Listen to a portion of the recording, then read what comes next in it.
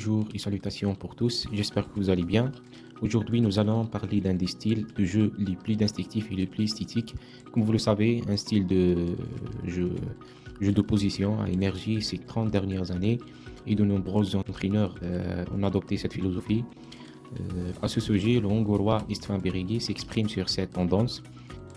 Il a dit certains croient en jeu de position et il n'y a rien de mal à cela. Mais il n'est pas réaliste où tout le monde adhère à la même approche. Je comprends qu'il est plus facile de l'enseigner, de le mettre en œuvre et de faire jouer les équipes avec lui. Mais aussi la langue joue également un rôle important. L'anglais est devenu la langue dominante du football et presque tout y est documenté. Sa logique simple, directe et rigide influence notre réflexion tactique. Mais c'est comme si tout le monde était fan uniquement de Van Gogh ou de Picasso, alors que l'art est bien plus diversifié.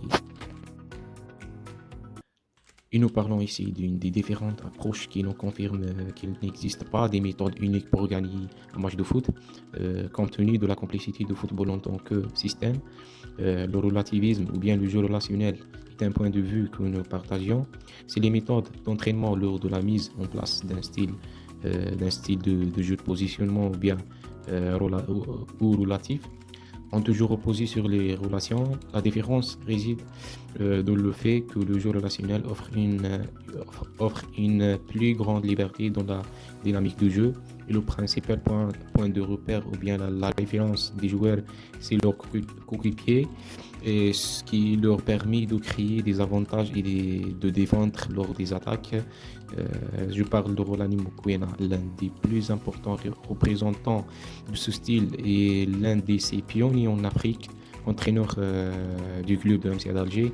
Cette approche est appliquée pour la première fois dans le football local algérien, où les entraîneurs s'appuyaient traditionnellement sur des systèmes classiques, tant dans leur méthode que dans leur vision du jeu.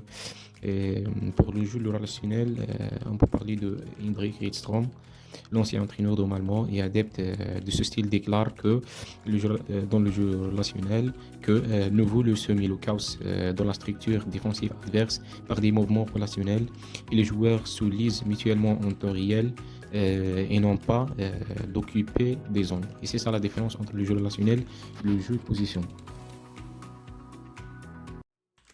Dans cette vidéo, nous analyserons le fonctionnement de ce style de jeu lors des phases de construction, phase de deuxième construction, ou bien second build-up, et de progression, phase of progression. Donc, on peut poser cette question: quel est le lien entre ce style en position de balle et les autres phases de jeu, comme les transitions défensives, la phase défensive. Et enfin, nous aborderons l'un des joueurs clés de ce style de Mokwena. Et pour les principes de jeu principaux en phase de possession, pour créer le chaos dans la structure défensive adverse, sont les suivants. Se pencher d'un côté, le maintenir des distances courtes et entre les joueurs lors des interactions de jeu, effectuer des mouvements qui peuvent sembler aléatoires et imprévisibles, mais qui découlent de l'interaction entre les joueurs, et ceci est représenté par une supériorité socio-affective.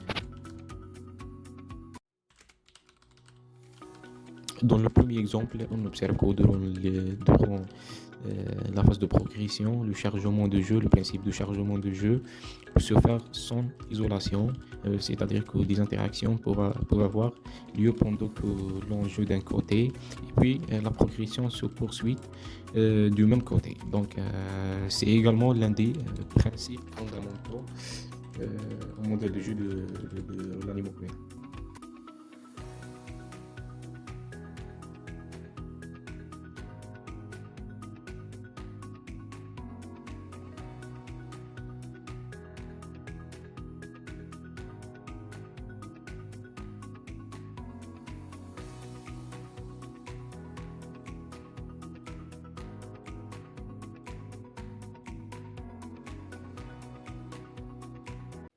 Et il y a un autre exemple lors du match contre Sundowns, où la Mouloudia a connu quelques difficultés dans la phase de jeu de construction. Et j'estime que l'une des raisons est l'incapacité à prendre des bonnes décisions lors de construction du jeu, mais cela ne reflète pas la qualité de l'adversaire ni sa flexibilité défensive qui s'adaptait constamment à l'adversaire et excelle dans la couverture des espaces.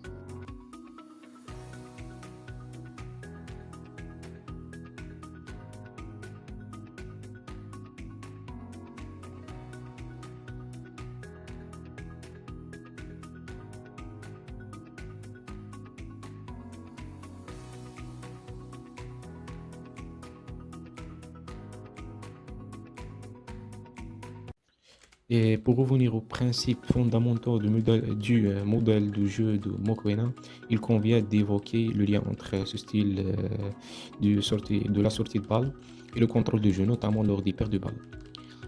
Donc ce style permet même de maîtriser les transitions et de rendre la situation plus prévisible, et facilitant ainsi le positionnement et la réaction de la défense, en train de réduire les espaces à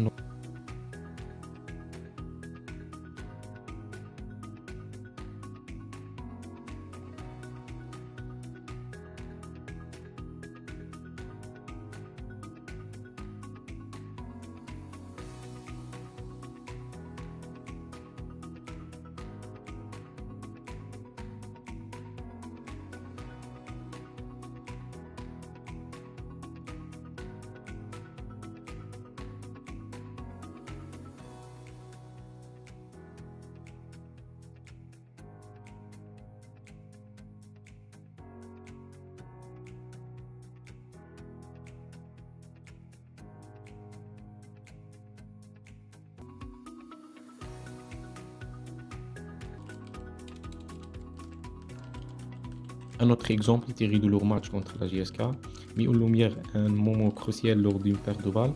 Le positionnement de l'équipe, objectif principal de ce modèle de jeu, vise à contrôler les transitions et les pertes de balles. Pour la Mouloudia de Mokoena, ce positionnement se fait majoritairement sur les ailes ou bien les côtés afin de placer les défenseurs ou bien les joueurs de Mouloudia pour réagir dans des espaces réduits et hors de portée des passes verticales.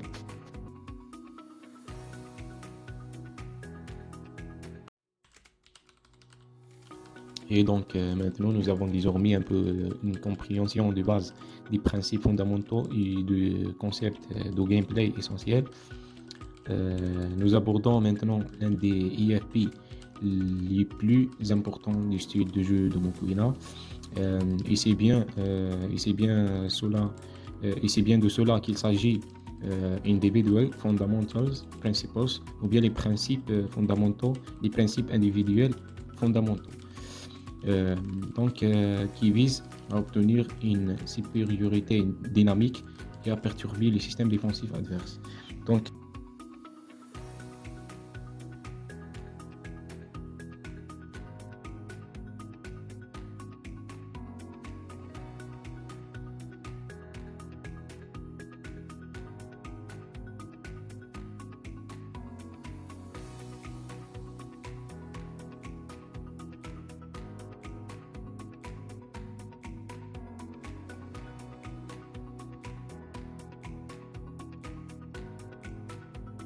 et ces principes individuels sont incarnés dans le premier principe individuel, c'est le mouvement large.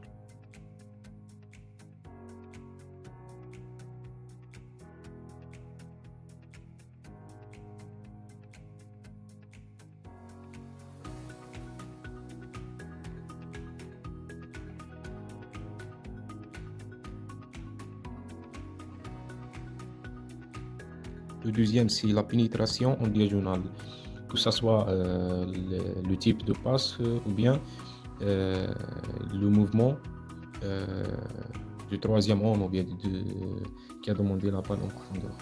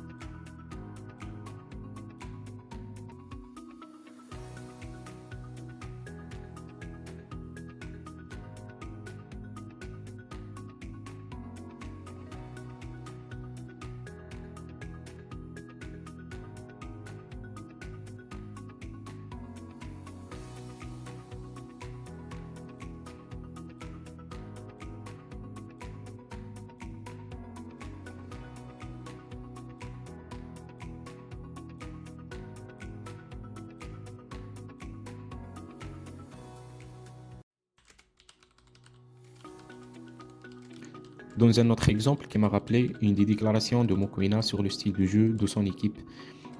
Il a dit que les interactions produites par son équipe découlent du premier point de référence, à savoir les coéquipiers entre eux, c'est-à-dire les relations, et que l'échange se déroule comme s'il s'agissait d'un mouvement aléatoire.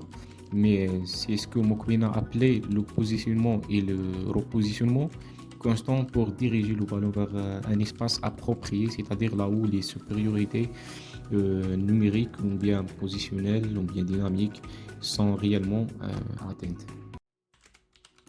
Et un autre exemple illustre comment le principe de l'inclinaison latérale peut faire toute la différence en modifiant la position des coéquipiers et des adversaires et en créant des avantages numériques ou dynamiques. Remarquez comment au moment où Bangura intégré dans la zone d'entraide, la position de l'adversaire change et comment ce qui libère Bougra dans cette situation et la feinte ou bien le camouflage de positionnement du corps effectué par le porteur de balle Terti avant la passe. Et maintenant, je parle des données que j'ai recueillies. Euh, on parle précisément sur des heatmaps ou bien la carte thermique des passes de l'équipe de Mokoena. Et nous pouvons remarquer qu'un grand pourcentage d'entre elles se situe du côté droit, ce qui reflète parfaitement les principes et le style de jeu dont nous avons parlé.